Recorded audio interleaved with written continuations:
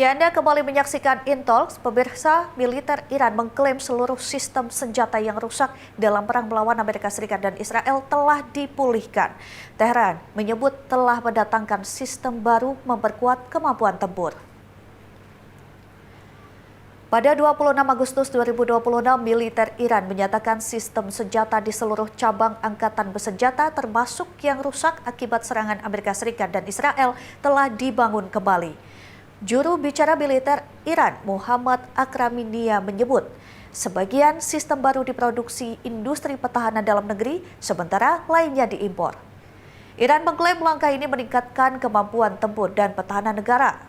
Pada Mei 2026, penilaian intelijen Amerika menyebut Iran telah memulihkan akses operasional ke sebagian besar misilnya di sepanjang Selat Hormuz.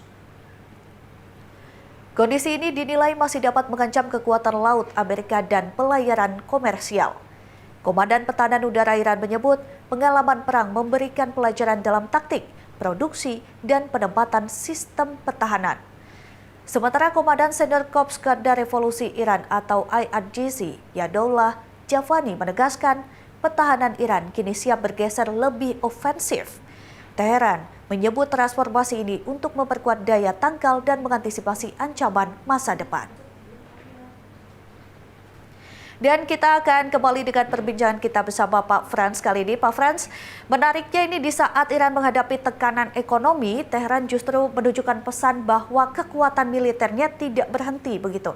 Ini tentu memiliki pesan politik dan strategis. Nah, di tengah tekanan ekonomi Amerika Serikat ini, Iran kan justru memamerkan pemulihan persenjataannya. Apa pesan yang ingin disampaikan Iran, Pak? Dan seberapa besar kemampuan militer Iran saat ini? Baik, terima kasih Mbak Ajeng. Ini yang saya katakan tadi di sesi sebelumnya, bagaimana dalam perang tiga negara ini, Amerika, Israel melawan Iran, kita melihat kekuatan daripada komunikasi politik masing-masing pemimpin negara tersebut. Nah, mengenai pernyataan daripada pihak IRGC, yaitu mengenai persenjataan mereka, nah, di situ kita bisa melihat sama seperti sebelumnya ya. Pada saat gencatan senjata setelah perang selama 40 hari dihentikan, walaupun masih tetap ada riak, khususnya berpindah. Kalau dulu kan yang diserang adalah ibu kota, sampai meninggalnya Ayatollah Ali Khamenei, terus perang terus berlanjut hingga akhirnya terjadi gencatan senjata, tapi Selat Hormuz tetap memanas, kurang lebih seperti itu. Nah, pada saat lokasi atau lokus daripada pertempuran itu berpindah, automatically pihak IRGC ini melakukan pembenahan daripada sistem persenjataan mereka. Kan kurang lebih ini lumayan panjang ya, memakan waktu beberapa bulan. Nah, saya kebetulan kan tinggal juga berada di Iran, jadi saya mengetahui persis tipikal daripada masyarakat Iran, kemampuan mereka. Perlu diingat, masyarakat Iran ini adalah masyarakat yang sangat terdidik ya. Bahkan kita bisa katakan kalau kita bertemu atau melakukan rapat dengan mereka, itu tidak sedikit yang ada di dalam ruang adanya bahwa kekuatan mereka sudah semakin lebih baik lagi untuk menghadapi serangan-serangan besar berikutnya. Dan di sini menunjukkan bahwa Iran itu sangat berdaulat penuh untuk menjaga wilayahnya terhadap serangan-serangan yang mungkin dilakukan oleh pihak asing mengganggu kedaulatan daripada Iran. Demikian Mbak Ajeng. Baik, dan Iran ini juga menyebut sebagian sistem persenjataannya kan diproduksi di dalam negeri begitu Pak Frans. Artinya kemampuan industri pertahanan ini menjadi bagian penting dari daya tahan Iran begitu. Nah, sejauh mana Pak Iran mampu memproduksi dan memulihkan sistem senjatanya secara mandiri, terutama setelah mengalami serangan? Baik, terima kasih Mbak Ajeng.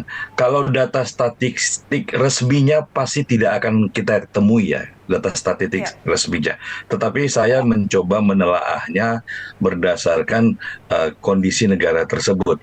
Bagaimana orang-orang yang duduk di dalam pemerintahan, bagaimana orang-orang yang duduk di dalam sistem militer mereka adalah orang-orang yang memang mumpuni. Seperti yang saya sebutkan tadi, ibaratnya kita rapat dengan 10 orang, itu bukan tidak mungkin di dalam satu rapat itu ada 7 orang yang doktoral dari mereka. Artinya kenapa? Mereka adalah orang-orang yang terdidik dan terlatih untuk hal-hal yang dilakukan dengan segera. Karena kenapa? Karena sekian puluh tahun mereka telah mengalami embargo atau tekanan dari dunia barat. Jadi automatically ilmu pengetahuan itu memiliki pondasi yang cukup kuat untuk ditingkatkan gitu loh. Jadi penekanan mereka bagaimana mereka mensupport penuh anak-anak yang mau sekolah sehingga menghasilkan pemimpin-pemimpin masa depan, khususnya apalagi di bidang teknologi. Dan kita lihat dari perang yang terjadi sebelumnya, yaitu perang 12 hari dan perang 40 hari, bagaimana persenjataan mereka itu jauh lebih murah daripada persenjataan yang dimiliki oleh Amerika ataupun Israel. Tetapi dengan persenjataan yang lebih murah, itu mereka mampu mengecoh sistem pertahanan daripada Amerika. Jadi apa yang disampaikan oleh IRGC mengenai kemampuan mandiri mereka, itu benar adanya. Dan mereka banyak memproduksinya itu dalam posisi dalam negeri. Automatically, walaupun tidak ada data statistik resmi ya, pasti ini kita bisa yakini bahwa ada bantuan-bantuan khususnya dari pihak China dan pihak Rusia dalam memberikan, atau mungkin kita bisa katakan transfer knowledge ya. Jadi memberikan pengetahuan tambahan. Jadi ini tapi mungkin secara hidden kurang lebih seperti itu, karena Amerika karena pihak China maupun Rusia automatically tidak akan mau terang-terangan dalam membantu Iran, tetapi mereka akan memberikan transfer teknologi kepada pihak Iran. Nah, inilah yang digunakan oleh ahli-ahli Iran untuk memproduksinya secara mandiri di dalam negerinya sendiri. Dan ini tidak disangka oleh pihak Amerika maupun pihak Israel, kurang lebih seperti itu. Baik Pak Fras, dan tentunya ini penguatan militer Iran kan tidak akan diabaikan oleh Amerika Serikat maupun Israel begitu ya. Setiap langkah Iran berpotensi memunculkan langkah balasan. Nah, bagaimana kira-kira Amerika Serikat dan Israel ini akan merespons jika Iran terbukti semakin memperkuat kemampuan militer dan postur ofensifnya? Baik, terima kasih Mbak Ajeng. Nah, sebenarnya kalau bicara kekuatan militer secara statistik, jelas Amerika berada jauh di atas Iran. Tetapi Iran memiliki cara bagaimana mereka bisa menangkal atau menangkis kekuatan militer Amerika dengan kemampuan mereka sendiri. Dan itu terbukti berhasil. Nah, artinya apa?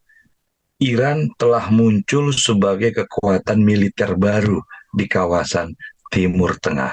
Nah, otomatis saat Iran muncul sebagai kekuatan militer baru di kawasan Timur Tengah, ini tidak akan semakin besar, tetapi juga akan memakan korban yang terlalu banyak, adalah kekuatan penuh daripada Amerika. Tapi itu tidak akan mungkin dilakukan. Karena kenapa?